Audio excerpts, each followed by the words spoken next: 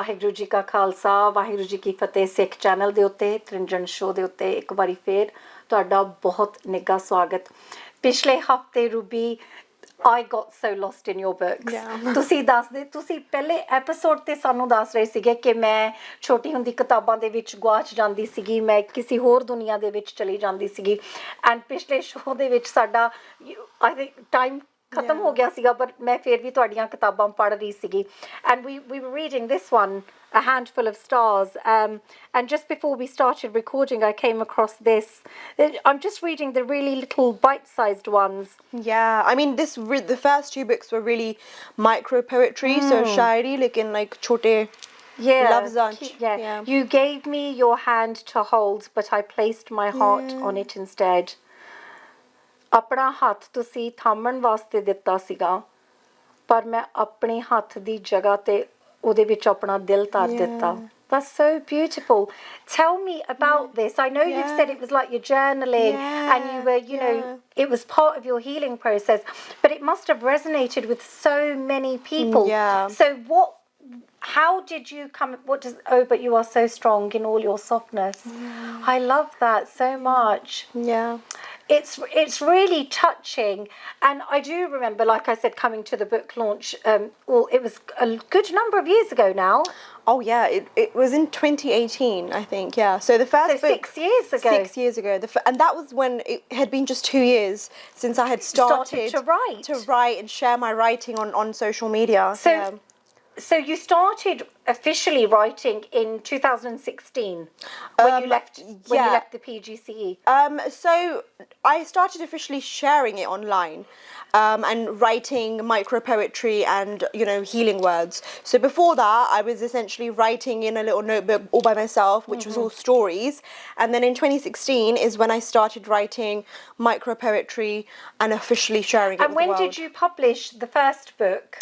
So the first book happened a year after, in 2017. And you so from feeling like a failure, and ਤੁਸੀਂ ਕਹਿ ਰਹੇ ਸੀ ਕਿ ਮੇਰੀ ਮਾਨਸਿਕ ਸਿਹਤ ਇੰਨੀ ਜ਼ਿਆਦਾ ਥੱਲੇ ਹੋ ਗਈ ਸੀ ਕਿ ਮੈਂ almost depression ਦੇ ਵਿੱਚ ਸੀ ਕਿ ਮੈਂ ਕੁਝ ਕਾਮਯਾਬ ਨਹੀਂ ਹੋ ਸਕਣਾ ਕੁਝ ਨਹੀਂ, and then within a year ਤੁਸੀਂ ਆਪਣੀ ਪਹਿਲੀ ਕਿਤਾਬ ਵੀ publish ਕਰ ਲਈ ਸੀ। Because it was like, you know, I started sharing my writing, and the moment like I would write a piece about like a sad mental health piece or whatever, I'd get messages.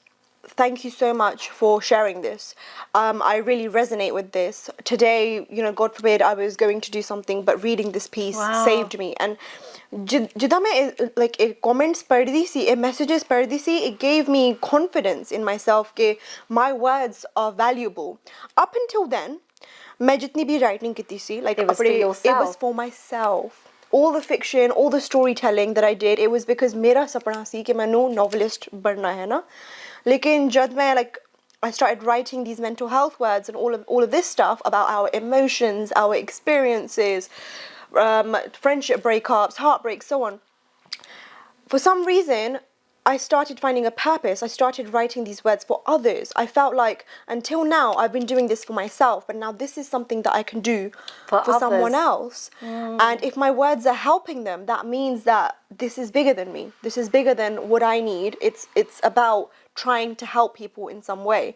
And so that was when I realized that like I have a purpose in life, and the purpose is that my writing is, I guess, okay enough that it reaches people in a way that helps them heal. And through writing for them and through writing my emotions, I am helping myself heal as well. How did you feel when your first book got published? It was surreal. It was absolutely surreal. So when Memories Unwound published, it was it had been a year since I started sharing my writing online. So I went from like a couple hundred followers to a couple thousand, and then by the time Memories Unwound released, I had 50,000, and that was the biggest thing of my life. I was like, oh my god, I've got 50,000 followers. It's crazy. Got 500,000 now plus.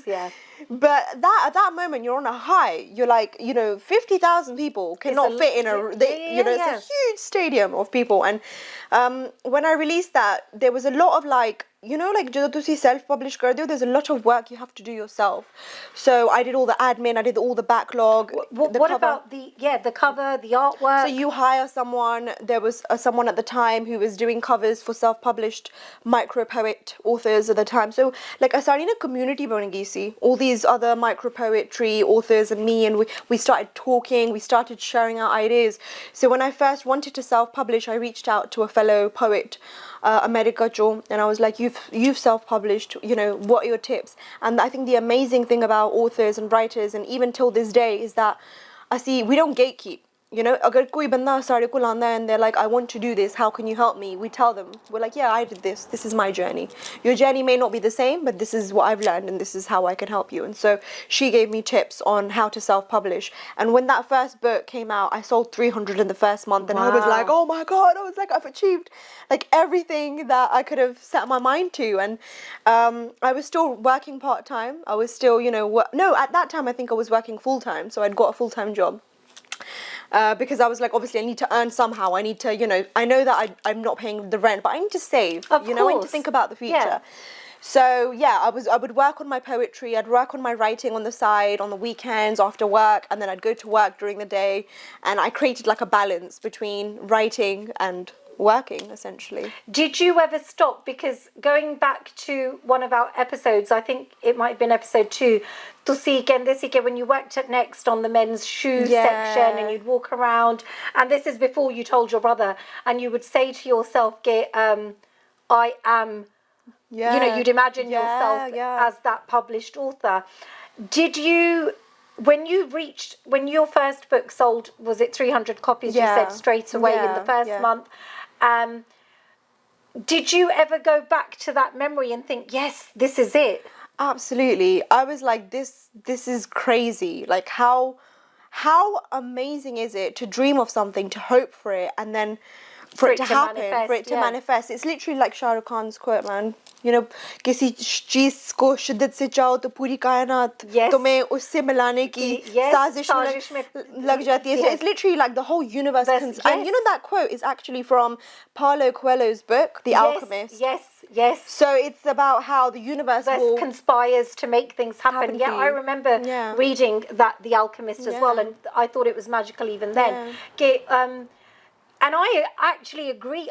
I think people that जिन्हां ने तजर्बा कीता है इन्हां चीज़ां दा, only they can understand it from the depths of their soul of how true it is. That if you want something and you put your mind to it, it will you know, ਸਾਡੀ ਗੁਰਬਾਣੀ ਦੇ ਵਿੱਚ ਵੀ ਕਹਿੰਦੇ ਆ ਭੁੱਲ ਚੁੱਕ ਮਾਫ ਕਰਨਾ, ਪਰ ਸਾਡੇ ਜਪਜੀ ਸਾਹਿਬ ਚਾਹੁੰਦਾ ਆਖੇ ਮੰਗੇ ਦੇ ਦਾਤ ਕਰੇ ਦਾਤਾਰ ਕੇ. ਅਸੀਂ ਆਖੇ means to speak. ਆਖੇ, you speak, ਮੰਗੇ, and you ask, ਦੇ that you speak, you ask, and it is granted to you. And you know, we have this line also, and it's in Japji Sahib again, please forgive me for my mistakes. Kitte le le mukkar pahe. Kitte murakh khahi khai. Kitte le le, how many people take and then mukkar jande ke mere ko. You know, we talked in the first episode, we you know, the victim mode, and oh, I've had such a tough life ke mere ko te kuch hai hi nahi ga. Kitte le le mukkar pahe ke we have been given so much to be grateful for that we just actually can't see it. You know, we are living in our prayers. So, and you know what, on that note, I'm actually, like, on that note, while I was healing and writing, one of the biggest things that saved me was Bart. So when I was in a really, really low place, so at that point, like, I'm 21, I'm healing, and I'm like in very low mental health, I'm very, very low, in the darkest place of my life. मैं हर एक दिन पाठ करती थी. And I would go to the Gurdwara as often as I could, sometimes even 2 times a day. Because I couldn't find that escape, I couldn't find that peace anywhere. I couldn't find, like, you know, jo sari roo, like, is just uneasy, restless roo. And I would go to the Gurdwara every single day, non-stop, and I would pray to God to make me happy. I would pray to God to just get rid of the pain, like, you know, the ache and the uneasiness. And honestly, till date, I say this to my husband, I say this to everyone, and I literally every day I'm like, Avai, thank you so much to Sara Shukrana, because everything that I've dreamt of and wanted and prayed to Vaheguru to give me back in those days, in that time in my life, it's slowly coming true. And it's unbelievable the power of Path. I agree with you. And I think what it is that we actually forget the things that we've asked for. Yeah, we do. And I was talking to my daughter, and she's only 14, and I was speaking to her a few weeks ago, and she said, nobody asks for heartbreak. And I said, Vanya, you know, when you watch TV or when you watch a movie, and you know how in Bollywood it's romanticized, you know, the breakups, and you know, you sit there and you think, oh, I wonder what that feels like. You know, be careful of your thoughts. Be careful of your speech. Look after your words. We know this. We've got these books. Words carry weight. Be careful how you use them. And even before that, the thoughts. So, you know, when you have these thoughts and then it happens to you, and then you don't say thank you. You say, mere naal edda kyun hoya? And goes back to that Gurbani, you know, kete lele mukkar pahi. You know, we ask, we take, and then we say, and then we asi mukkar janne ha ki mere kole te kuch hai nahi ga. And you know, for me in my life, the key has been shukrana, gratitude. Absolutely. And it is so underrated, and it's become a buzzword, you know, be the attitude of gratitude. But to really understand the depth and the core of the meaning of the word, to truly be in gratitude, even when things aren't going great. And I'm going to share a story with you. It's a true story. It's my husband. So my husband drives, he's a driver, and for the longest, 3-4 hafte, रोज उन्होंने घर आके कहना मैनू बस 2 हफ्ते दी छुट्टी चाहिदी आ and he kept saying 2 हफ्ते दी छुट्टी चाहिदी आ मैं बहुत थकिया मैनू 2 हफ्ते छुट्टी चाहिदी आ मैं बस 2 हफ्ते घर बहना चाहना and every day and I'm listening to him and I'm thinking stop but I wouldn't tell him I would just listen anyway so he goes to work one day and he's in a car accident so he takes the car to the mechanic they leke jande a ਉਹ ਕਹਿੰਦੇ ਆ ਜੀ 2 ਹਫ਼ਤੇ ਲੱਗਣੇ ਆ ਗੱਡੀ ਠੀਕ ਹੋਣ ਨੂੰ and this is true and he comes home and he says ਗੱਡੀ ਦਾ accident ਹੋ ਗਿਆ and I say okay and he says 2 ਹਫ਼ਤੇ ਲੱਗਣੇ ਆ ਠੀਕ ਹੋਣ ਨੂੰ and he's about to say and I said stop what have you been asking for and then I say what are you going to say now and then he just said thank you ਮੈਨੂੰ 2 ਹਫ਼ਤੇ ਦੀ ਛੁੱਟੀ ਮਿਲ ਗਈ so when we ask for things or when we speak things we don't realize how much power our words have but this is the true essence of it okay mange that we ask we get granted and then still we're not happy so to just remain in this constant state of gratitude is an absolute game changer and I always say to people if you can only say one prayer let it be that of thank you if you ਜੇ ਤੁਹਾਡੇ ਤੋਂ ਹੋਰ ਕੁਝ ਵੀ ਨਹੀਂ ਨਾ ਕੀਤਾ ਜਾਂਦਾ ਗੁਰਦੁਆਰੇ ਨਹੀਂ ਜਾਇਆ ਜਾਂਦਾ ਪਾਠ ਨਹੀਂ ਕੀਤਾ ਜਾਂਦਾ ਸਿਰਫ ਤੁਸੀਂ ਇੱਕ ਸਵੇਰੇ ਉੱਠ ਕੇ ਜਦੋਂ ਤੁਹਾਡੇ ਪੈਰ ਜ਼ਮੀਨ ਤੇ ਲੱਗਦੇ ਆ ਇੱਕ ਸ਼ੁਕਰਾਨਾ ਕਰਨਾ ਸ਼ੁਰੂ ਕਰ ਦਿੱਤੋ and your life will change absolutely I've gone off topic like I always do so back to the book so ਤੁਸੀਂ ਗੁਰਦੁਆਰੇ ਜਾਂਦੇ ਸੀ ਜਦੋਂ ਤੁਹਾਡੀ mental health was really low and everything so the first book comes out it sells out 300 copies in the first month and you are overjoyed are you still feeling this feeling of self-doubt or do you feel accomplished at this point I am still healing at this point because I don't think I've reached a softer lighter place but I feel accomplished in that I have just published my first book. I've just published it. So were you, because this is important as well, were you feeling accomplished that I've just published, because you said the words, my first book, or was it, that's it now, I've reached my goal, I've published a book, or were you even then of the understanding that this is my first book? I was of the understanding that this is my first book because mera sapna hamesha ahi si ki mainu full time author banna hai so I want to write full time I want to make a living out of it or at least I want to be at a point where you know like I can just create art I can just write and I can just be a novelist and an author I wasn't there at that point you know at that point I was still finding myself because as I said I went from mashairi to fir quotes likhne lagi and then you know I moved on to self help so I was still finding myself as a writer and I think that's the thing when it comes to being an artist or being a writer or a shair तो सारी जो art form है ना change होती रहती है depending on your life's experiences. Well, So you're as evolving. you evolve. Yeah. You evolve as a person, you change as a person, you learn from your experiences. And so as I'm learning, as I'm changing, as I'm evolving, my writing style is changing. And so in my head, the dream has always been, and at that point I've just started, I want to at one point be a traditionally published author, and I want to have my book in bookstores, and that was the goal. That was like, this is what I want from my life, essentially.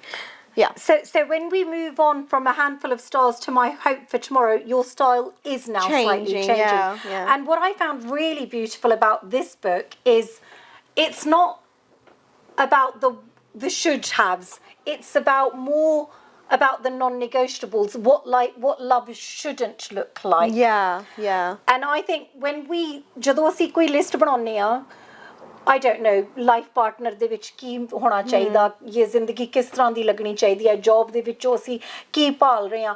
This list is it's ongoing and it's going to be changing. But ਜਿਹੜੇ ਸਾਡੇ non-negotiables ਆ ਕਿ ਮੈਨੂੰ ਕੀ ਨਹੀਂ ਚਾਹੀਦਾ, that will never really change. That will rarely change. And that's what I loved about this book. This is about what love shouldn't look like. Yeah. There's some pieces about what it shouldn't. There's some pieces about at this point, you know, I'm in love. You know, I'm with my partner. Your husband, yeah. You've met your now husband. Yeah, absolutely. So in between, I think that those two books, yes, I did. And so all my love pieces, all my love poetry is about him. All my heartbreak poetry is about him after an argument. So the thing with like jo writer honde hain, jo lekhak honde hain, it's very hard for you to write about something you either haven't experienced, felt or witnessed. Hanji. And so asare jo likhde hain, oh directly asare experiences and jazbatan they influenced her. So as I'm growing, these books are coming out. These pieces are coming out of me as I'm changing. As I'm experiencing new things, these, you know, all these different pieces, poetry, shairi, all these books are evolving and growing for me, which is not something that would happen if I'm writing novels, because novels, yes, I'm influenced by people in my life. My characters can be influenced by them. The story I create can be influenced by them. Lekin my core, my essence won't be in that as much as it will be in these kinds of books. Yeah. So we're moving on to the next book, which is Dear Self. This is the book that changed my life. I was going to say, so we're really now moving on from shairi, from poetry, into more self-help. Yeah. So let's talk about this, because this is not bite-sized reading now. This is something you've got to sit down and read properly. And read. So up until I wrote my The Path to Self-Love, which is my most recent book, up until that, menu genuinely lagya ke Dear Self is the hardest book I've ever. Dear Self. Yeah, it's the hardest. Like, I put so much effort into writing it. So essentially, what was happening was I went from, for the last few years, Dear Self came out in 2021, okay? So literally during COVID. It came out during COVID. 2020. It came out in the year of COVID. And so at this point in my life, I have gone from working for a few years to finally working part-time. So my books were like growing, my platform was growing, so it got to a point where I could work part-time and also earn from my books. And that was good for me. That was like, I was doing well. And that's when I wrote Dear Self. Dear Self is a book that's a combination of me going through various experiences, but now writing about those experiences in hindsight. So jidan tusi self-help book likh diyo, and author apne experiences use karke tusaanu inspire karda hai ki you can do this, you can make your life like this, you can change this. For me, it was a lot more personal because it was self-published. So I still didn't have that, you know, traditional prescriptive look about the book. Do this and your life will be fine. Do this and your life will be fine. Instead, it was more like, this is what I've learned. मैं अपने experiences तो learn किया है, and this is what I can tell you from what I've learned. And जब मैं ये book लिखी, I had just started a new part-time job, and I was working from home. Like, you know, everybody was living that COVID life, and life was all over the place. And I was like, I want to write a book that just inspires people in some way. A book released hui December 2020-ish, and in February 2021 it went viral. Wow. So in December, by that point I had like, I don't know, like 200,000 followers or something, but when it went viral, I sold 12,000 copies in a month. Wow. And for me that was life-changing because I was self-published. So it was like, it was what put me on the map, essentially. It was something that, you know, people could start realizing that there's this author here who writes this kind of stuff. And when I talk about Dear Self, the path to self-love is so much more intricate. The structure, the editing, it's just so much more professional, I would say. It's so much more professional. Well, they all look amazingly professional to me. But Dear Self was like, how do I put it? It was my blood, sweat and tears. And it was everything that I'd put into it. It may not be perfect by the standard of this book should be in a bookstore. It's not perfect in that way. Writing is not perfect. But do you not think that that's what people were connecting to? Perhaps, yeah. The realness of it. Yeah, maybe. I think that's what it was. The fact that it wasn't perfect. It was real. It was honest. There was stuff in there that I've not spoken about before, and so when people started resonating with it, especially at a time in the world when everyone was going through so much. The whole world came to a halt. Yeah, and I think that the book just gave people hope. I guess, yeah. And in one of the episodes you said, that moment when you first spoke the words out loud, I want to write, I want to be an author, to your brother, and he said, you know what, Ruby, go for it. And then 4 books later, has your brother read these books? Does he? Yeah. Well, he may. What I mean is that what is his? From that moment where he said to you, "Go, Ruby, go pursue your dream," you know, and now you've got 4 books later, because we've not moved on to this one yet. What is your brother's response to you now, and your extended family, your community members, the ones that in the very early days were, blocked because there was that fear of judgment from them? What is that all like now? Well, there's a lot. I will tell you a story next time, which is actually one of the moments that was so special for me. But from my brother's perspective, just a short little story. I've just released The Path to Self-Love, right? And I was talking to him about how when Dear Self released, it was literally a book that made me, it was, it sold so many copies, it did so well. And I was sharing my fears with him, and I was like, I don't know if The Path to Self-Love is going to do as good. I don't know if it's going to sell as much. I don't know. What if it doesn't? And he goes to me, in my eyes, Ruby, he goes, you have already made it. You have. He goes, you made it when you released your first book. He goes, that's it. He goes, everything else is just a cherry on top of the cake. He goes, no matter how many more books you release, whether they do great or not in terms of the, You've already accomplished your dream. He goes, according to me, he goes, you're already a success. He goes, that's it. He goes, other than that, he goes, everything else is just words, it's just numbers, it doesn't matter. And that's his word of advice for me. Like, whenever I share any anxiety, he's like, you've made it. He's like, you don't need to.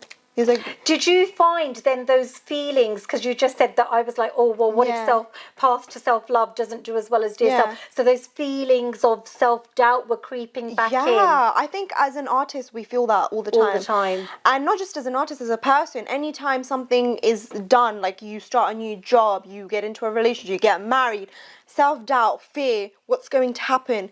When you put a piece of your heart out into the world, you are always going to be afraid. You're making yourself vulnerable. You're making yourself vulnerable. Let's talk about that and lots more next week. So Ruby Dull is with us for this entire season. I think we've done 4 episodes. I think this was apna chautha episode.